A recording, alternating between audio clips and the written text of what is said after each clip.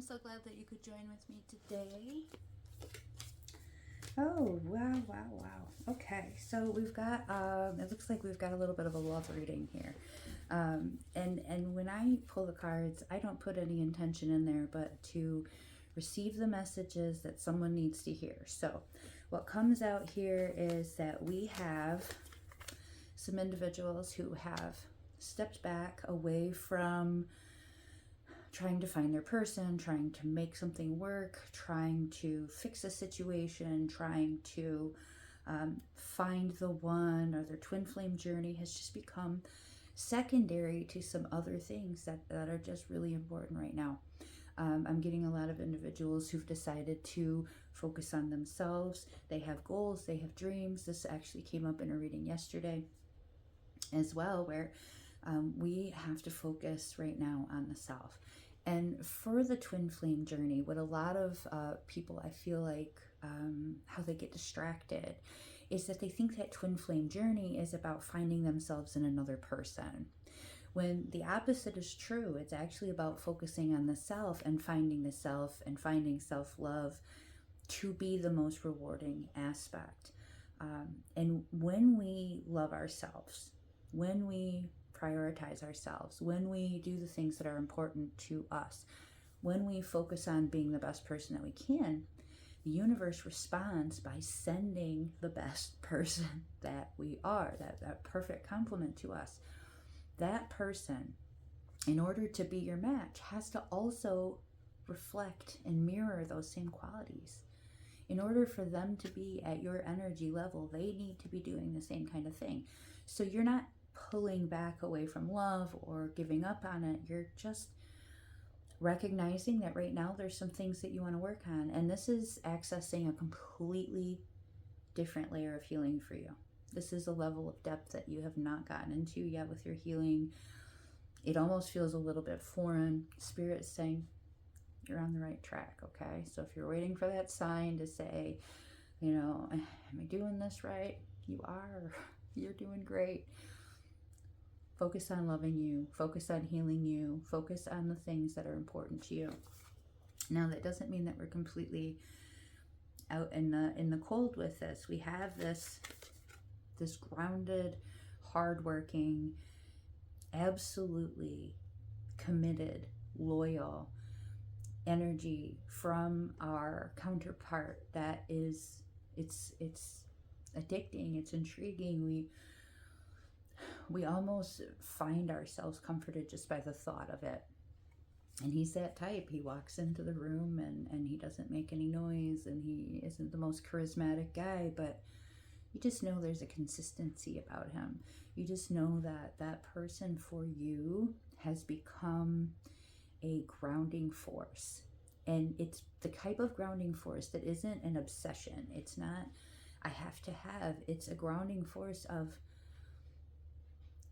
I would never want them to settle for a lesser version of me.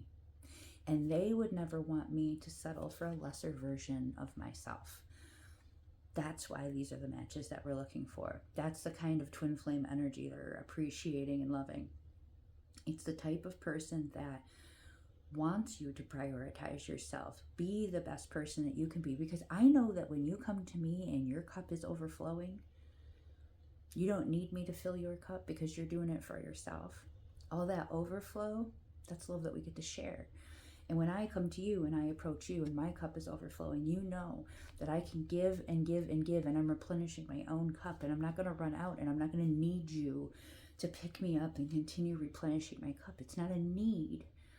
It's an act of sharing what we have to offer without taking from one another. It's the building up of two individuals that is so critical in this union. It's not what you can do for me and what I can do for you. It's what we choose to do for each other because we can, because we did it for ourselves first. We know how good that feels. So now I can share that without depleting from myself. Now, there's a little bit of work that needs to be done here. That's still kind of addressing. I'm getting that there's some individuals out here that are feeling very much that the karmic that's in the way of this situation is a problem. No. The karmic is the lesson. The karmic is a lesson that hasn't been learned yet. The lesson is to choose the self first. The lesson is to stop being your own worst enemy. The karmic is an opportunity for you both to recognize that if you want to be the best version of self, you have to address your past. You have to address the things that led you to getting involved with people who made you feel like less, that you weren't enough. And if you or your person continually cycles back to these karmics, you haven't quite embraced that lesson yet, that it was your pain and it was your hurt and it was you not prioritizing yourself. When you were giving, hoping to receive, and you were ever receiving, you made yourself into that victim. That person was like, oh, I'm going to take everything. And when you're drawing in a person that's willing to take, you're getting yourself involved in a situation with an individual who will deplete you. They will take everything from you. They will leave you with nothing. We want to walk away from these situations, from these karmic patterns where we are giving to people who are not capable of giving to us. They are not the type of person that matches our energy, because if they were matching our energy, we wouldn't feel like we're giving and not receiving. So if you're in this pattern, you're stuck in this pattern, I'm getting some of you, it's really difficult, it's really painful. You're still kind of recognizing that you've fallen into this pattern again, or your karmic person, we may want to reverse the roles. Your person has fallen into this karmic. That person is letting the lessons slip away, and they've had to reevaluate that they themselves were not prioritizing the self, that they themselves were trying to give and make something that wasn't naturally there with another individual. Probably because they were scared away from that connection that they had with you.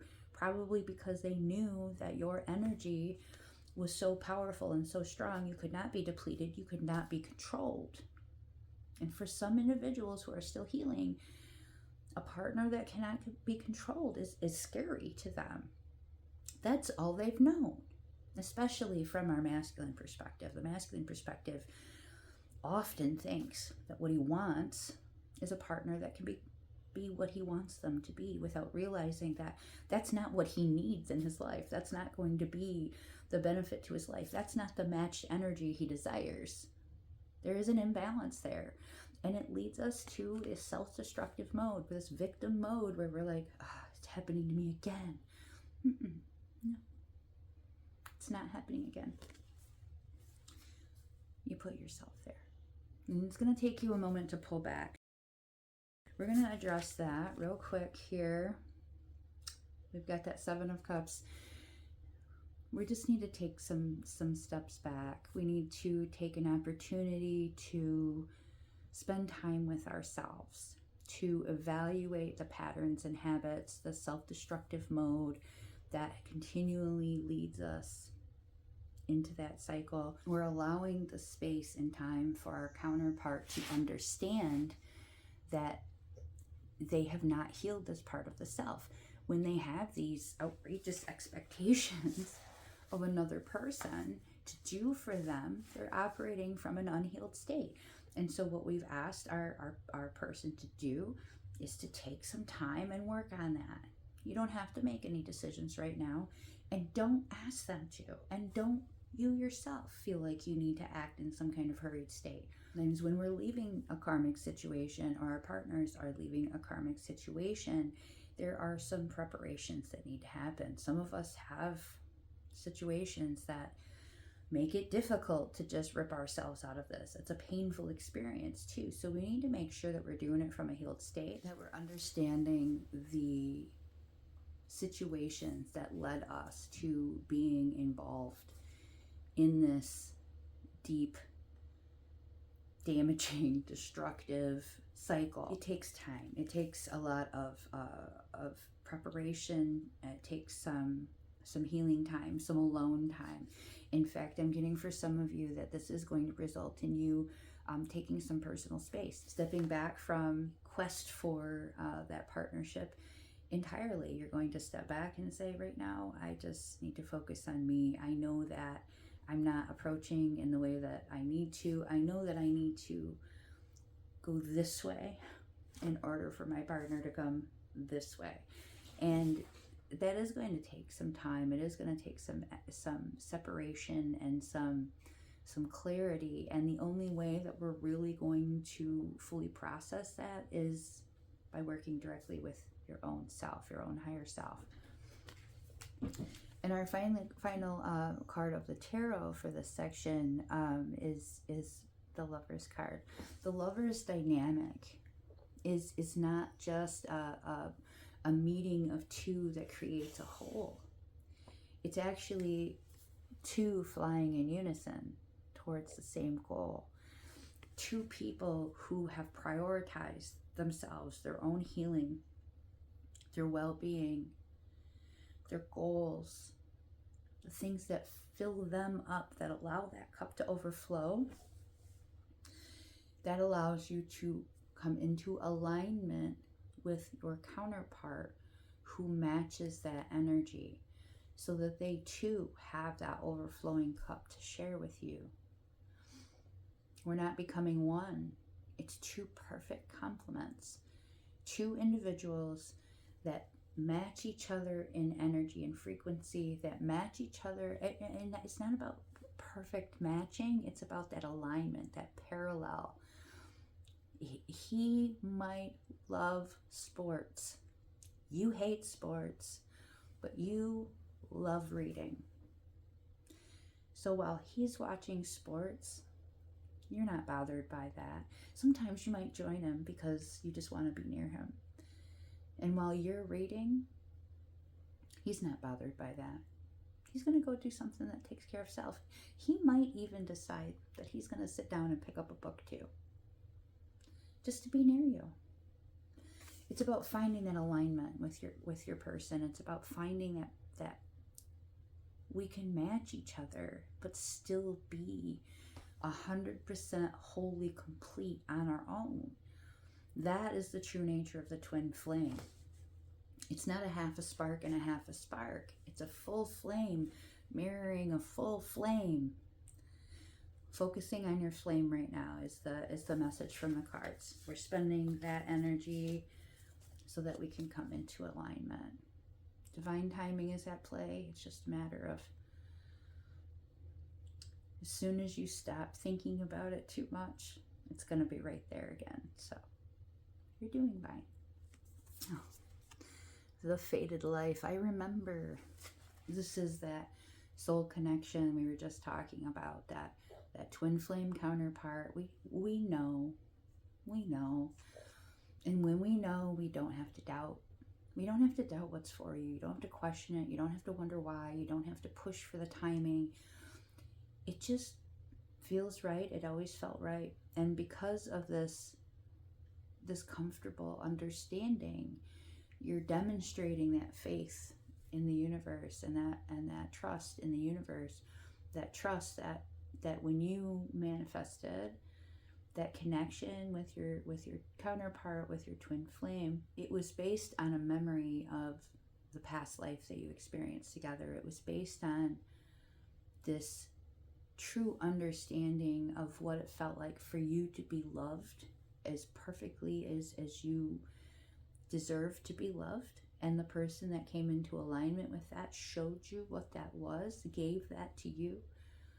And you remember what that felt like. And so you put that into your work. You put that into your desire.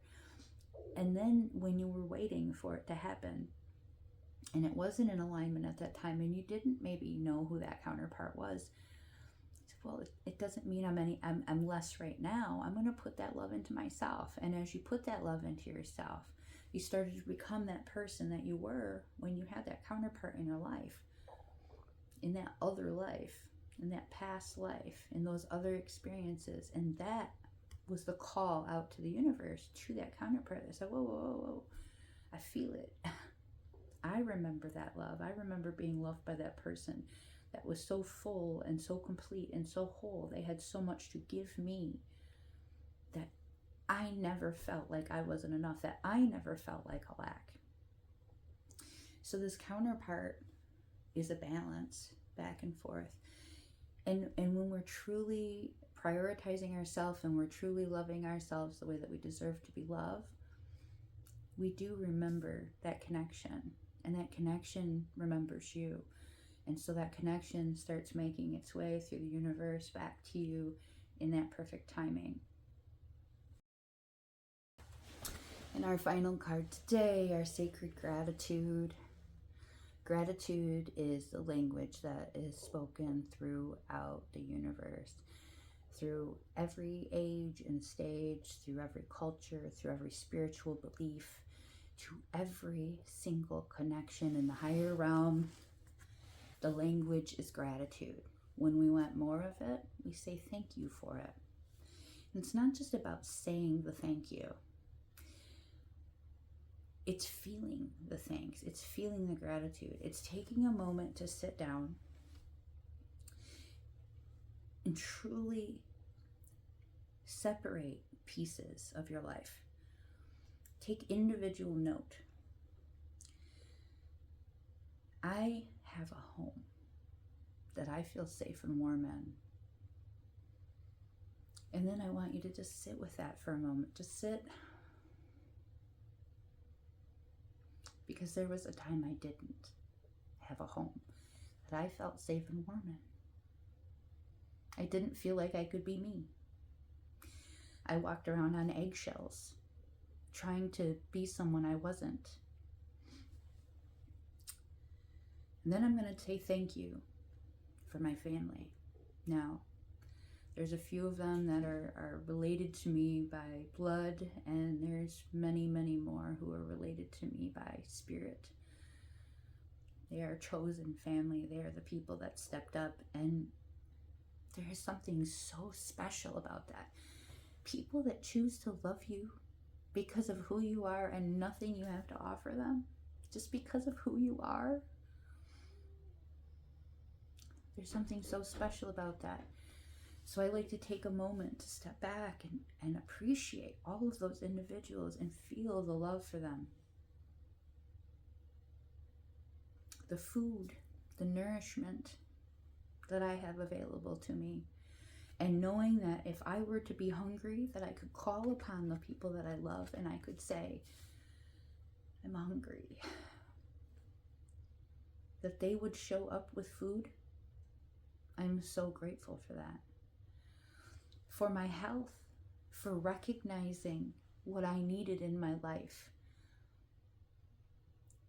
Over and over and over and over, people told me, you're gonna die young with the way that you're living.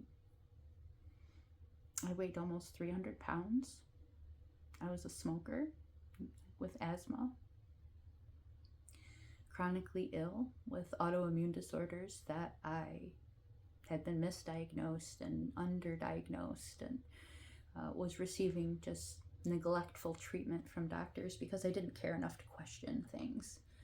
I didn't care enough to listen. Abusing drugs and alcohol on a regular basis, abusing food, not moving my body and appreciating my body. This morning, I stripped down to get in the shower, and I stood in front of the mirror and I looked at my sagging skin, and I said, thank you. Because I would have never, ever in my life thought that I would look at a saggy arm and be grateful to be alive. That I can move my body and use my body in a way that I never experienced before. I can dance. I love to dance. I didn't even know I loved to dance because my body wouldn't do it without pain, without discomfort. I couldn't do it without not being able to breathe. I learned to appreciate who I am right now by looking and saying, yeah, you've done a good job. You eliminated all those toxins out of your body, and now your mind is so clear.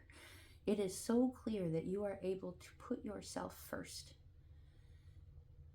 and want more for yourself, to know what I deserve. And all of that came because I was able to sit down with myself and look at the things that I truly had to be grateful for.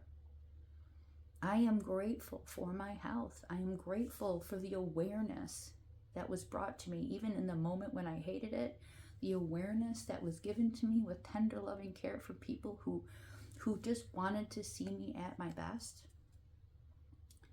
Now I look at that and I am just so incredibly overwhelmed with gratitude at the work that I did because of what it gave me in life. You have done a tremendous amount of work getting to where you are right now. Now, you might have more to go. Sure, we all do. There's so much more we can do to improve our lives and to really become ourselves, to really unravel and to peel away all these layers and to recognize that true, pure soul within.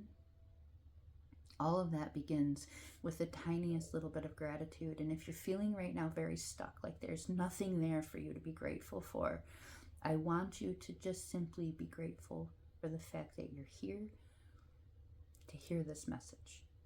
That you can start with this, that I heard this message. I don't know who this person is. I don't know how this video started on my feed, but here it is. And this individual has pointed out to me that the alternative is that I wouldn't be here, but I am. And so this is a brand new day for me. And tomorrow is going to be a brand new day. And every day it's going to get a little bit easier and a little bit better.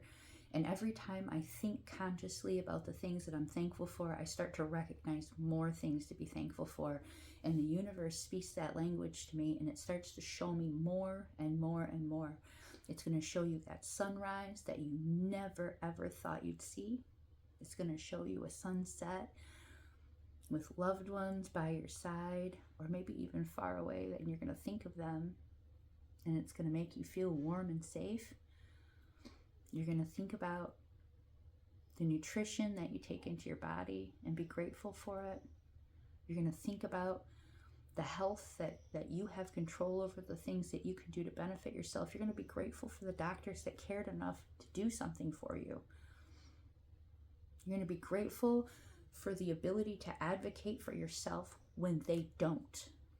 You're going to be grateful for your voice to speak up and to say what you deserve, and to say, I'm not going to tolerate this disrespect anymore. There's so many things that we have to be grateful for, and when we start to focus on these things, we start to really truly recognize who we are and how amazing we are. I hope this message provides you with some peace and comfort today. If you need anything, please reach out.